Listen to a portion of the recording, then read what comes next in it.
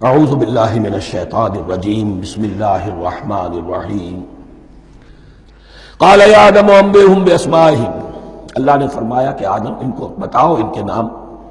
فلما انباہم باسمائہم، تو جب انہوں نے بتا دیے ان کو فرشتوں کو ان کے نام، قال الم اقل لکم انی اعلم غیب السماوات والارض، تو اللہ نے فرمایا کہ میں نے کہا نہیں تھا کہ میں جانتا ہوں آسمانوں اور زمین کی تمام غائب چیزوں کو جو تمہاری نگاہوں سے بھی اوجھل ہے، غیب.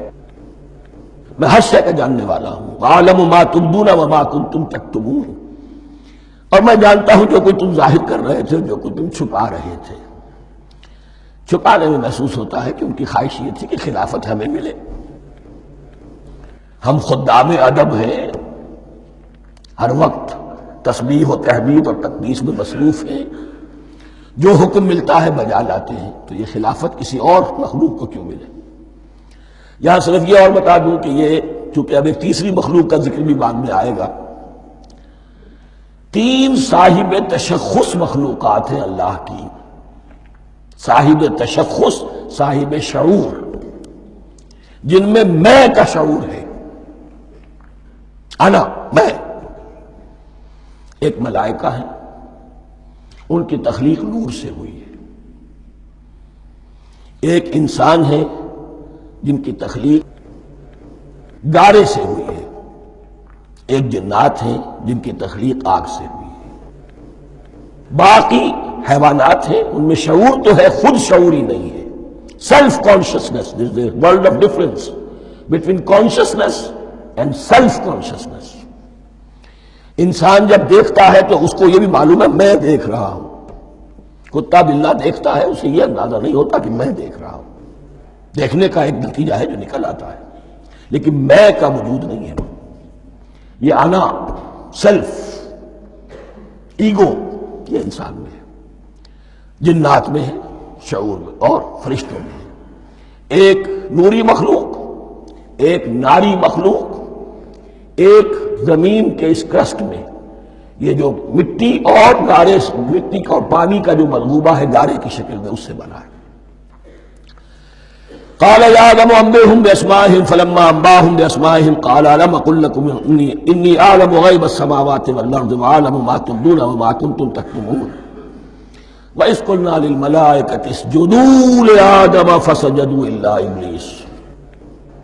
اور یاد کرو جب کہ ہم نے کہا فرشتوں سے سجدہ کرو سب کے سب آدم کو، جھک جاؤ آدم کے سامنے. فسجدوا، ان سب نے سجدہ کیا، الا ابلیس، سوائے ابلیس کے.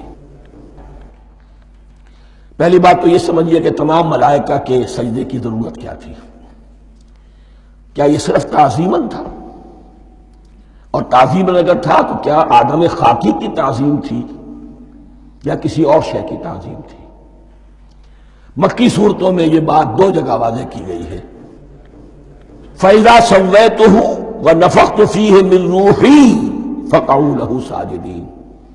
جب میں اس آدم کی تخلیق مکمل کر لوں اور اس میں اپنی روح میں سے پھونک دوں، تب گر پڑنا اس کے سامنے سجدے میں. تعظیم اگر ہے تو آدم خاکی کی نہیں ہے، اس کے اندر جو ڈیوائن ایلیمنٹ ہے، جو ڈیوائن سپارک ہے، جو روح ربانی ہے، میری روح، اس کی ہے. اور نمبر 2، اس کی حکمت کیا ہے، علت کیا ہے، غرض و غایت کیا ہے؟ جیسا کہ میں نے عرض کیا، اس کائنات کی اس حکومت کے کارندے تو وہ ہیں. خلیفہ بنایا جا رہا انسان کو، جب تک یہ ساری سول سروس اس کے تابع نہ ہو خلافت کیسے کرے گا؟ دیکھیے میں جانا چاہتا ہوں، چوری کرنے کے لیے جانا چاہتا ہوں، راستے میں کتنے فیکٹرز ہوں گے، کتنے فزیکل فینومینا ہوں گے. میں چلنا چاہتا ہوں، میں زمین کو دھکیلتا ہوں، زمین مجھے دھکیلتی ہے. زمین مجھے نہ دھکیلے تو میں کیسے چلوں گا؟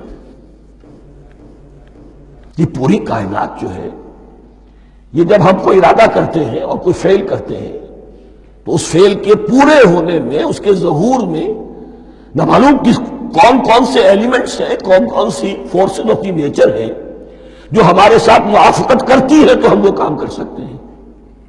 اور ان سب پر فرشتے مامور ہیں، ہر ایک کی اپنی ڈومین ہے. اگر وہ تابع نہ ہوں تو خلافت کی کوئی معنی نہیں.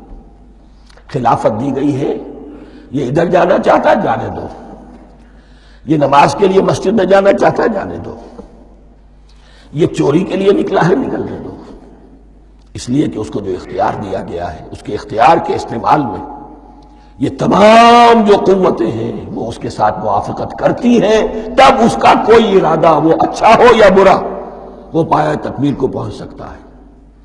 یہ گویا کہ سبارڈینیشن اس کے لیے سمبل کہ تمام فرشتوں کو جھکا دیا گیا۔ البتہ اس آیت میں ایک مغالطہ پیدا ہوتا ہے، الا ابلیس، سوائے ابلیس کے۔ مغالطہ یہ پیدا ہوتا ہے کہ شاید وہ بھی فرشتہ تھا، اس لیے کہ حکم تو فرشتوں کو دیا گیا تھا۔ پھر نوٹ کیجئے اس سے پہلے، بہت پہلے سورہ کہف نازل ہو چکی ہے، اور سورہ کہف میں فرما دیا گیا ہے کان من الجن ففسق عن امر ربی، وہ جن تھا پس اس نے سرکشی کی اپنے رب کے حکم سے۔ فرشتے کی شان یہ نہیں ہے، وہ اللہ کے کسی حکم کی سرتابی نہیں کرتا۔ لا یعصون اللہ ما امرہم ویفعلون ما یؤمرون، وہ اللہ کے کسی حکم کی نافرمانی نہیں کرتے اور جو حکم ملتا ہے بجا لاتے ہیں۔ یہ جنات کے اندر اختیار تھا، جیسے اختیار انسانوں کو دیا گیا ہے۔ جنات میں نیک بھی ہیں بد بھی ہیں، اعلیٰ بھی ہیں ادنا بھی ہیں، جیسے انسانوں میں۔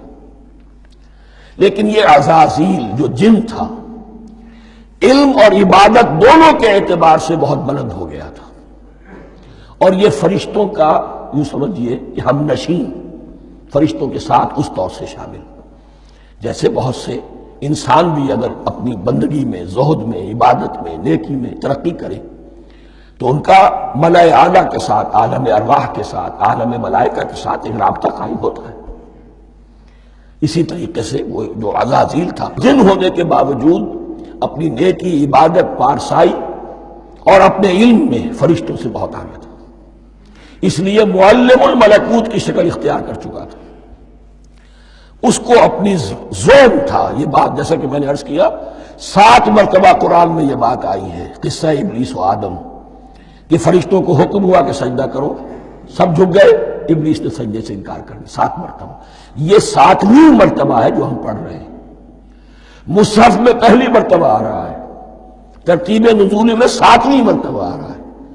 یہ آدم و ابلیس کا قصہ اس سے آگے سورہ اعراف میں آئے گا، پھر سورہ ہجر میں آئے گا، سورہ بنی اسرائیل میں آئے گا، سورہ کہف میں آئے گا، سورہ طٰہٰ میں آئے گا، سورہ صاد میں آئے گا، 6 مرتبہ مکی قرآن میں، 1 مرتبہ یہاں۔ تو یہاں اشارہ نہیں کیا، اس لیے مغالطہ ہو سکتا ہے، لیکن یہ کہ سورہ کہف میں آپ کو بتا چکا ہوں کان من الجن ففسق عن امر ربی، اس نے اپنے رب کے حکم سے سرتابی۔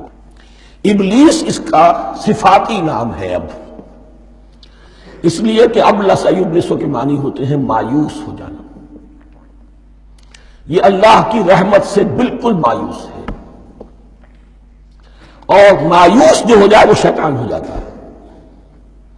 اب میرا تو چھٹکارا نہیں ہے، جتنوں کو برباد کر سکوں کروں،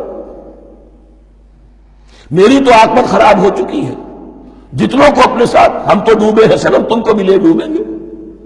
اب وہ شیطان اس معنی میں کہ انسان کی عداوت اس کی گھٹی میں پڑ گئی، اس نے اللہ سے پھر اجازت ملی کہ مجھے مہلت دے دے یوم یبعثون، قیامت تک کے دن کے لیے، تو میں ثابت کر دوں گا کہ یہ آدم اس رتبے کا حقدار نہ تھا، مستحق نہ تھا جو اسے دیا گیا۔